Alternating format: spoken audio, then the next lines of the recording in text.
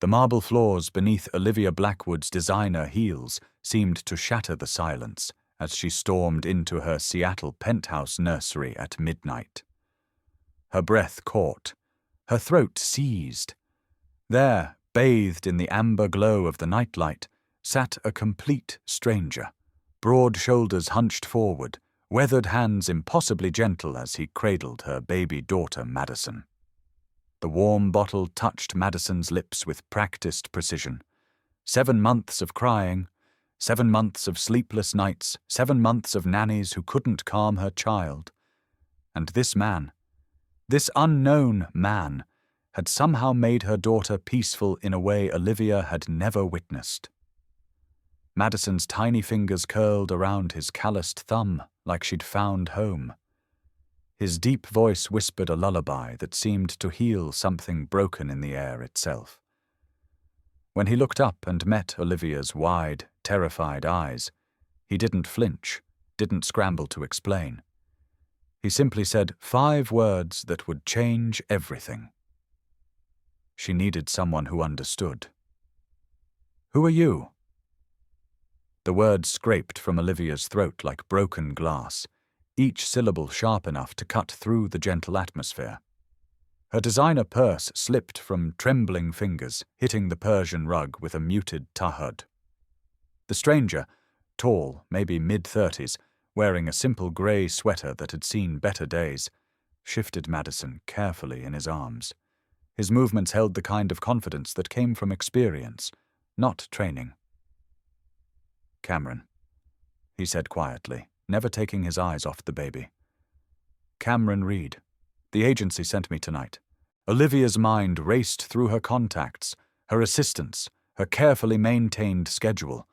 No agency, no late-night arrangements, no authorization for anyone to enter her home, let alone touch her daughter. "I didn't call any agency," she said, her voice climbing with each word. Cameron's jaw tightened almost imperceptibly. "Your housekeeper called them around 10 tonight. She said you'd been up 3 nights straight and the baby wouldn't stop crying." He paused, glancing down at Madison's peaceful face. She was genuinely worried about both of you. Margaret had worked for her family for 15 years, knew her absolute rules about Madison's care. "I specifically said no one touches her," Olivia snapped, stepping closer. "No one holds her except me." Cameron's expression didn't change, but his voice carried something raw. "She was crying so hard she could barely breathe when I got here. I wasn't going to stand in the hallway and listen to that." Something in his tone made Olivia pause. This wasn't the polished deference she was used to from staff. His eyes held exhaustion that mirrored her own, but beneath that lay old pain. Madison stirred slightly, making a soft sound of contentment that Olivia had heard maybe twice in 7 months. "She wouldn't eat for me earlier tonight," she found herself admitting. "That's because you were nervous," Cameron said softly. "Babies can feel everything. Your stress, your fear, your exhaustion. Sometimes they just need to know someone's calm enough to keep them safe." The words hit deeper than expected. Safe. When was the last time she'd felt that way herself? "What makes you think you know what she needs?" Cameron was quiet for a long moment, his thumb gently stroking Madison's cheek. "Because I've been exactly where you are right now, alone in the middle of the night with no one to help, just a baby who wouldn't stop crying, and the knowledge that if I failed him, my heart would shatter completely."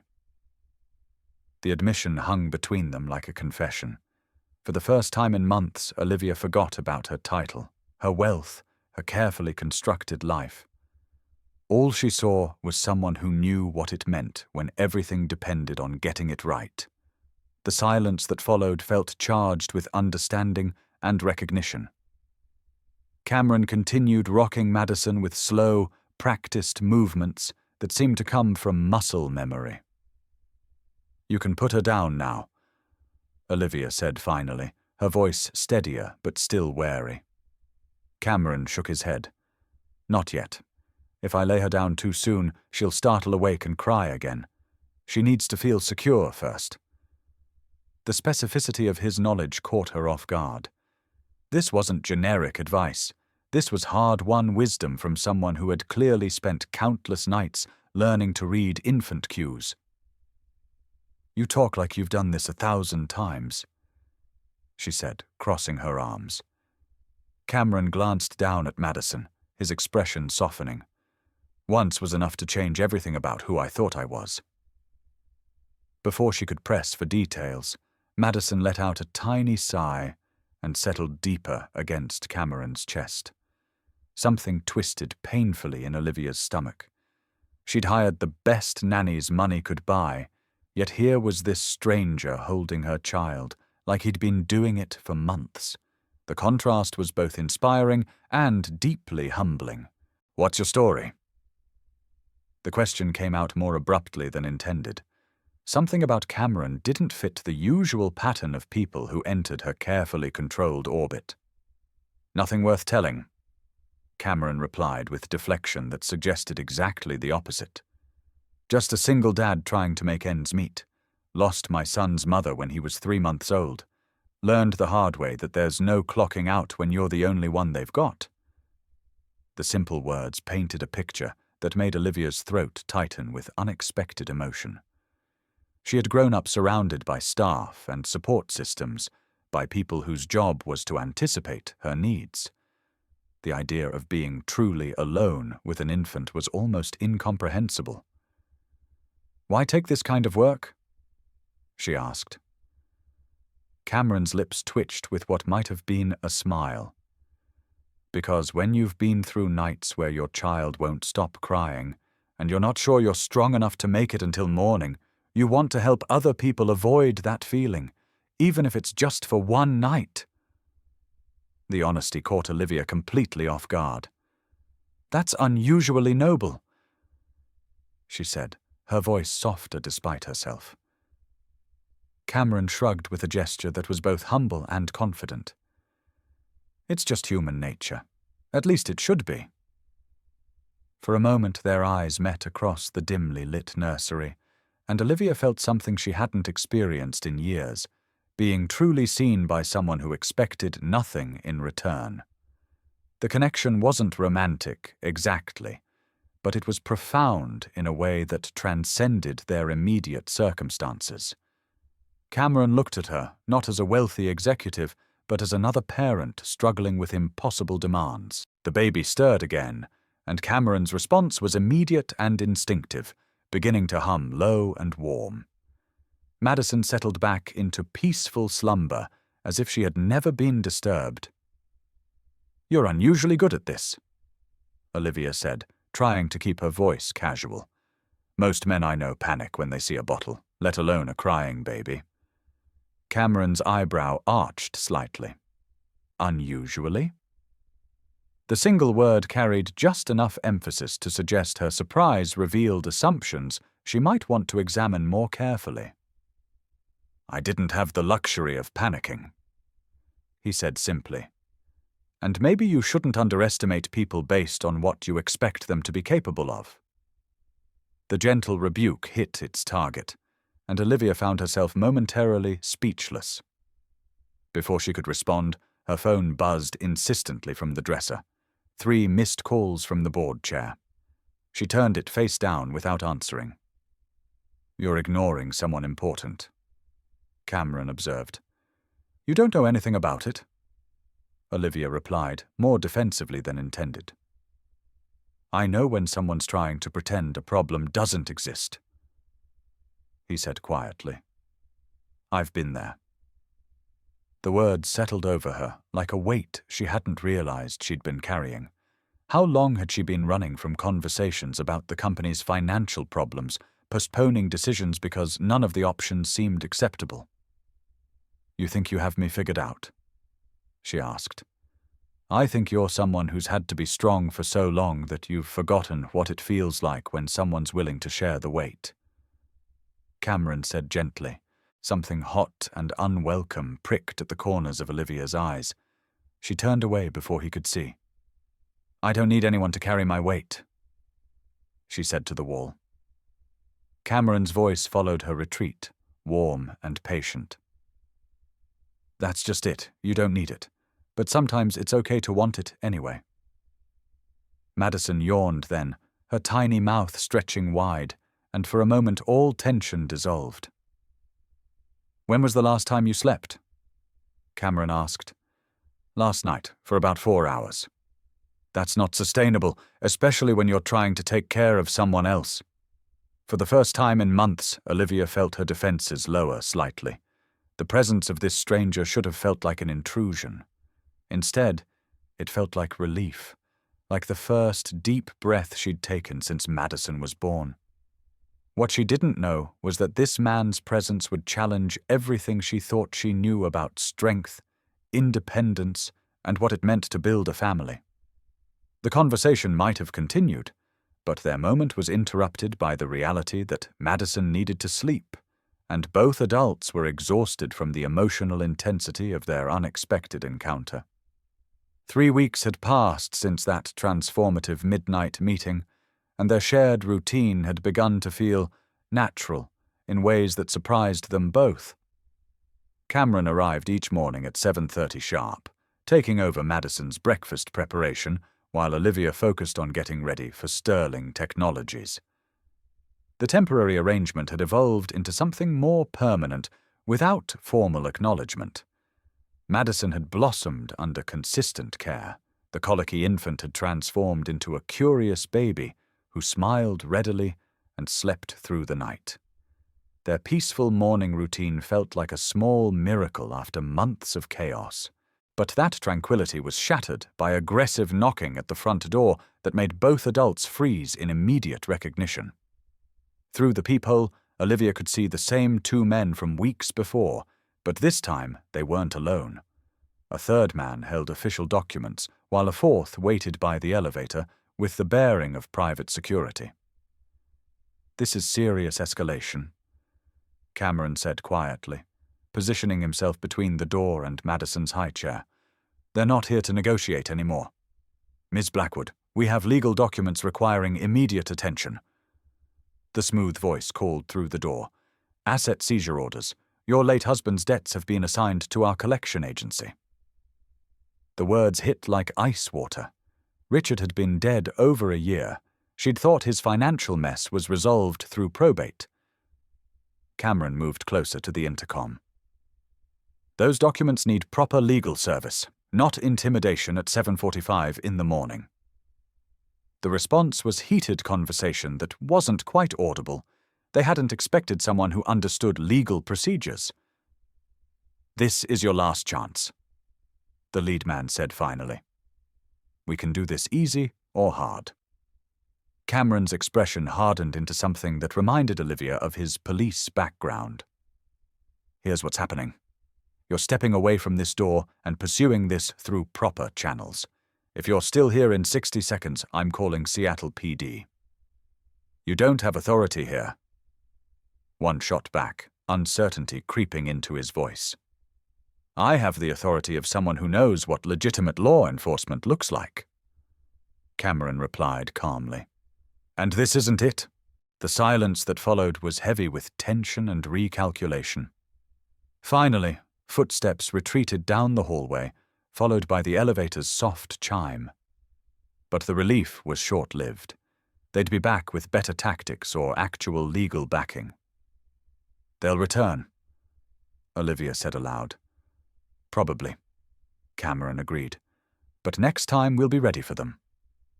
Over the following days, their relationship shifted in subtle but significant ways. Cameron's presence became less temporary and more permanent, though neither explicitly acknowledged the transition. Olivia found herself working from home more often, partly to spend time with Madison, but also because Cameron's presence made the apartment feel safer. They developed evening routines that felt almost domestic, sharing dinner while Madison played nearby, taking turns with bath time and bedtime stories. The conversation that changed everything came on a Thursday evening.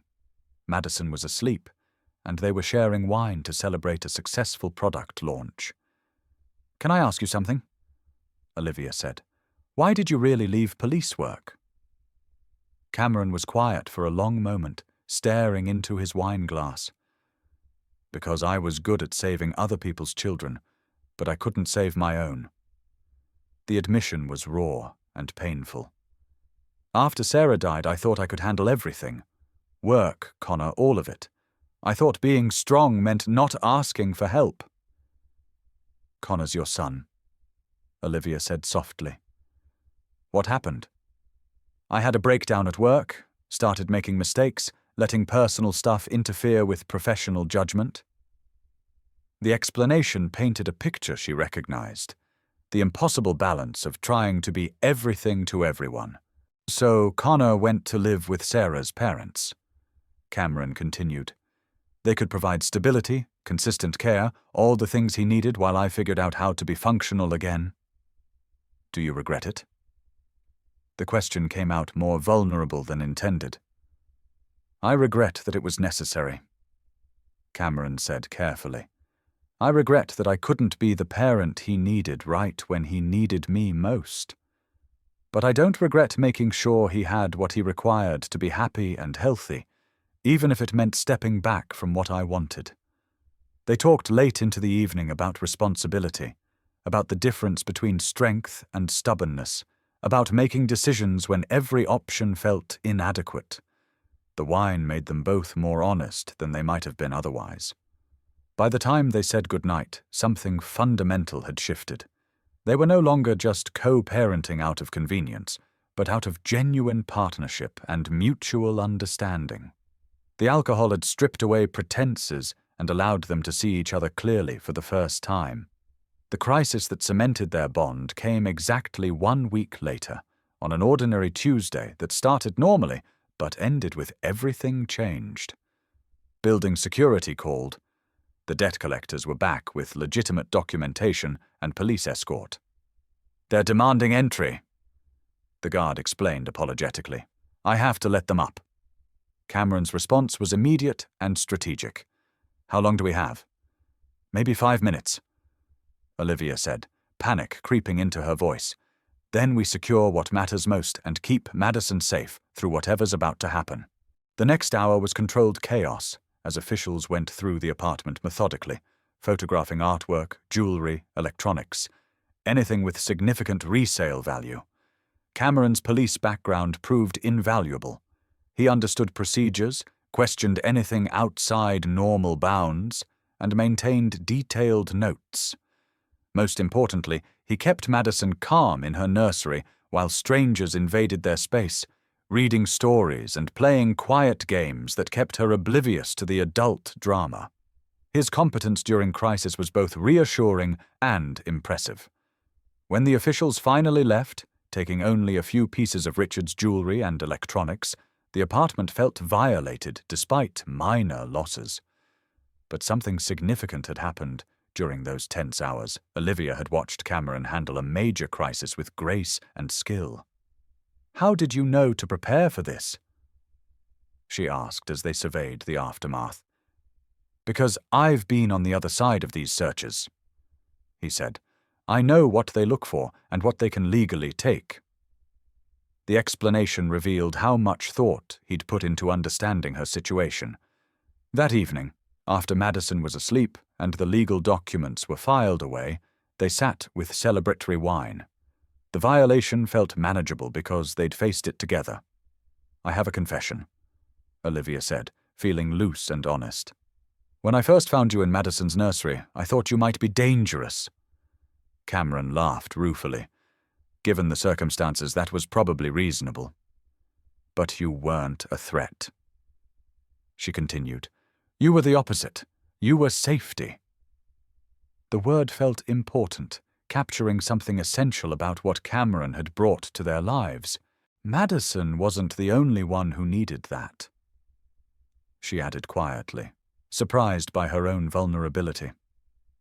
I know, he said simply, and those 2 words contained more understanding than longer explanations might have managed. When Cameron moved toward his jacket, Olivia realized with panic that he was leaving. The thought of being alone, knowing hostile strangers knew where she lived, knowing work crises were escalating, was suddenly unbearable.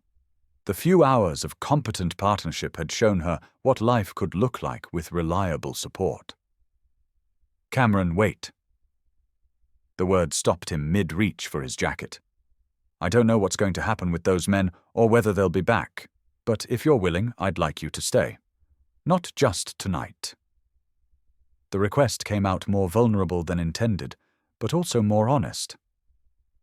"This isn't just about hiring childcare anymore," he said carefully. "This is about bringing someone into your family structure. That requires trust that probably shouldn't be based on one evening." She understood his caution was wise, given how quickly their relationship had developed. "I know it's sudden," she acknowledged. "But in one night, you've demonstrated more competence and genuine care than I've seen from anyone in 7 months, and I'm beginning to realize that maybe strength actually looks like knowing when to ask for help." Cameron studied her face for a long moment, weighing factors she couldn't read. "All right," he said finally. "I'll stay." The decision seemed to surprise him as much as it relieved her. As the night settled around them, Olivia realized this choice would change everything about how she approached motherhood and relationships. 4 months had passed since that chaotic Tuesday, and their shared life had evolved into something that felt both natural and extraordinary. Cameron had officially moved into the guest bedroom, though his presence felt like family rather than employment. Madison, now 11 months old, had begun pulling herself up to standing and babbling in ways that sounded almost like words. The debt collection crisis had resolved through legal maneuvering and Cameron's systematic documentation of harassment tactics that crossed legal boundaries. More than practical problems had been solved. They'd developed routines and relationships that felt like genuine family foundation. Cameron and Olivia had learned to read each other's moods and needs with intuitive understanding that usually took years to develop. They shared responsibilities seamlessly. He handled Madison's morning routine while she managed bedtime. They alternated weekend duty when Madison was particularly demanding. The partnership they'd built around Madison's welfare had become the framework for something that looked very much like a chosen family. On this particular Saturday evening, the progression felt especially obvious. Cameron was assembling Madison's new bookshelf while she played with the packaging materials. Apparently, cardboard boxes were infinitely more interesting than expensive toys. Olivia worked at her laptop nearby, occasionally glancing up to watch Madison's determined efforts to climb into the largest box or to appreciate the competent way Cameron approached even simple household tasks. The scene was so domestic, so comfortable, that it took her a moment to recognize how far they'd traveled from that first tense midnight encounter. "She's going to be walking soon," Cameron observed, watching Madison use the coffee table to cruise from one end to the other with increasing confidence. "Dr. Martinez thinks maybe another month or 2. Olivia felt a pang at the thought, pride at Madison's development mixed with bittersweet awareness that each new skill meant growing independence. "Are you ready for that?" Cameron asked, and Olivia sensed deeper currents beneath the practical question about how their relationship might change as Madison's needs evolved. "I think I'm ready for anything, as long as we're handling it together," Olivia said, the words coming out more direct than planned, but feeling true enough that she didn't want to take them back. Cameron's smile was warm and slightly surprised, as if he hadn't expected her to voice what they'd both been thinking. "Together sounds good to me," he said simply. Madison chose that moment to let out a delighted squeal and clap her hands, as if applauding their commitment to shared parenting. The evening continued in the peaceful rhythm they'd established over months of practice. Cameron finished the bookshelf, while Olivia gave Madison her bath. Then they reversed roles for bedtime stories and the final bottle. By the time Madison was asleep in her crib, Surrounded by stuffed animals and soft blankets, the apartment felt settled in the way that only came when everyone was exactly where they belonged. They found themselves back in the living room, sharing wine that had become their Saturday evening tradition. The conversation ranged over Madison's development, work challenges they were each facing, plans for the following week's schedules. But underneath the practical topics ran a current of deeper satisfaction, the quiet pleasure of people who'd built something good together and were enjoying the fruits of their collaboration. "Can I tell you something?" Olivia said, as the wine and comfortable evening loosened her usual reserve. "I used to think successful parenting meant doing everything yourself, never needing help, proving you could handle any challenge independently." The admission felt important as she made it, acknowledging beliefs that had shaped her approach to everything, but had proven inadequate when applied to raising Madison. "I thought asking for help was admitting failure, showing weakness." Cameron's expression was thoughtful and understanding. "What changed your mind?" he asked. "You did," Olivia said simply. "Watching you with Madison, seeing how much better she was when she had consistent care from someone who knew what they were doing, realizing that my pride was less important than her well-being." She paused, swirling wine in her glass while formulating thoughts that felt risky to voice, and then realizing that maybe I was better too, when I wasn't trying to handle everything alone. Cameron's response was characteristically thoughtful. "I think there's a difference between needing help because you can't manage alone and choosing to accept help because it makes life better for everyone involved." The distinction resonated with Olivia, capturing something essential about how their relationship had evolved, not from her inadequacy, but from mutual recognition that they worked well together. "Is that what this is?" she asked. "A choice rather than a necessity?" The question felt loaded with implications about the future, about whether their partnership would survive if circumstances changed. "I'd like to think so," Cameron said, his voice carrying careful honesty. "I'd like to think we're choosing to build something together because it's good, not just because it's convenient or necessary." The sentiment echoed Olivia's own hopes about what they'd created together, having value beyond its practical benefits. Madison's cry from the nursery interrupted the moment, but rather than feeling disruptive, it felt natural. Cameron was on his feet immediately, moving toward her room with automatic response, but Olivia was already following. They found Madison standing in her crib, not distressed but simply awake and apparently interested in rejoining the adult company. "Hey, beautiful," Cameron said softly, reaching down to lift her out. Madison babbled in response, reaching for Olivia with casual expectation that suggested she'd never doubted both adults would be available when she needed them.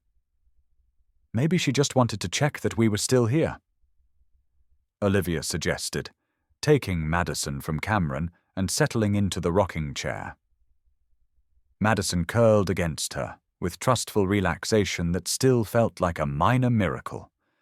Cameron sat on the ottoman facing them, close enough to participate in Madison's decision about whether she was ready to return to sleep.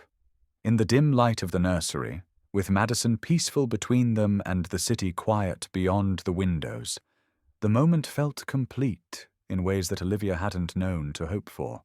"You know what I realized today?" Cameron said quietly, his voice pitched not to disturb Madison's drowsy contentment. "When I think about the future, when I try to picture what I want my life to look like, it looks a lot like this." The words were simple, but they carried weight that made Olivia's breath catch.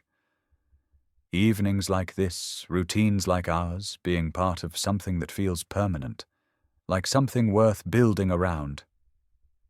The admission wasn't quite a declaration, but was more than casual observation. "I've been thinking the same thing," she said quietly, matching his tone and careful honesty.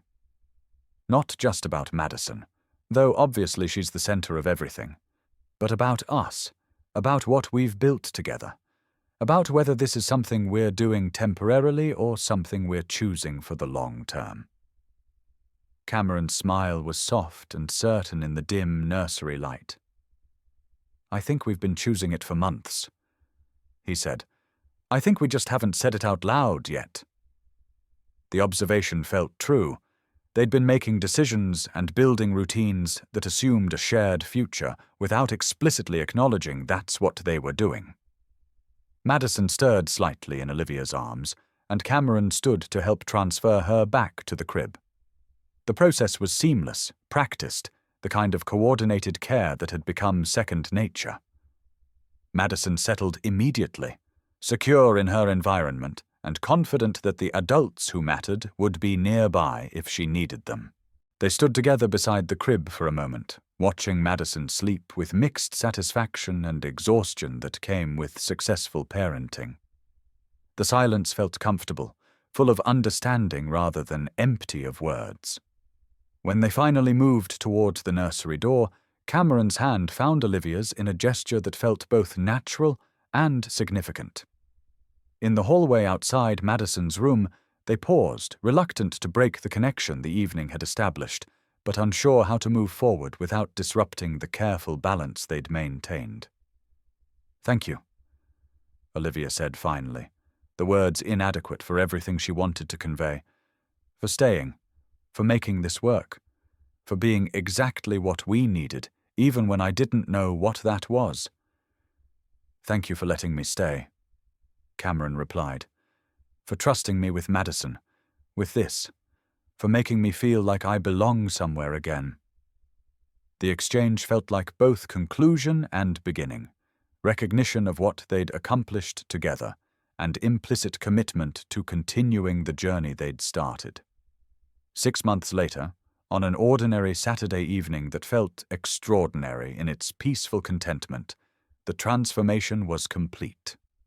Cameron sat at the kitchen counter, washing the dinner dishes with methodical thoroughness that characterized all his domestic tasks. Madison, now 15 months old and walking with the determined wobble of new mobility, played with measuring cups nearby, occasionally offering commentary in babbled syllables that sounded increasingly like actual words. Olivia worked at her laptop at the dining table, close enough to supervise Madison, but absorbed in quarterly reports that required attention even on weekends. The scene was utterly ordinary, the kind of Saturday evening routine that millions of families navigated without thinking twice about it. But for Olivia, the ordinariness itself felt miraculous. The chaos and uncertainty that had defined Madison's early months seemed like distant memories, replaced by rhythms and relationships that felt both stable and sustainable. "Coffee tomorrow morning?"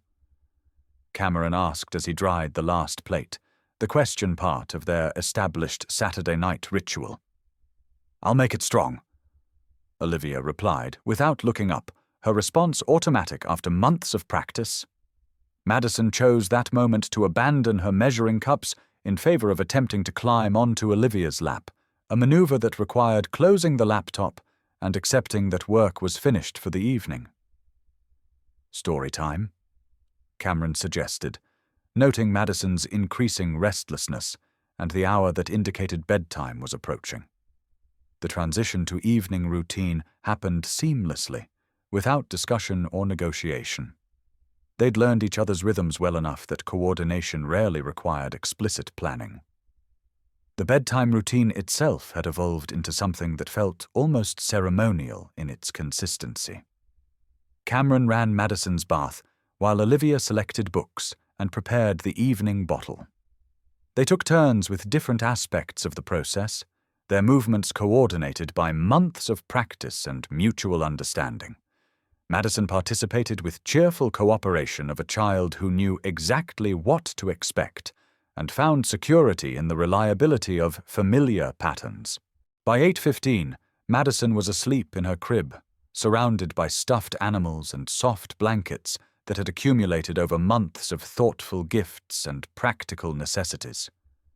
The nursery felt peaceful in the dim glow of the nightlight, a space that had been transformed from source of midnight anxiety into the heart of their shared domestic life.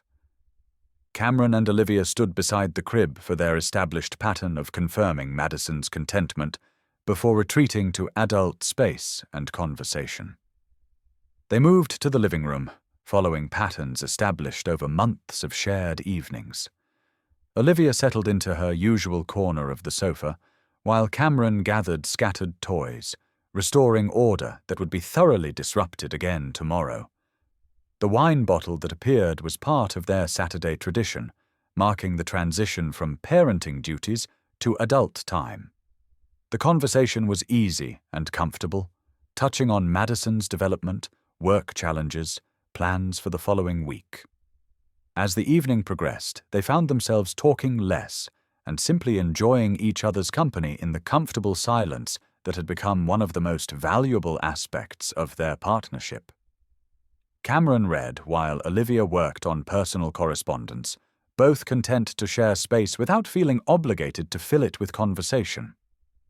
The city lights twinkled beyond the floor-to-ceiling windows, creating a backdrop that had become as familiar and comforting as the domestic routines they'd established inside the apartment.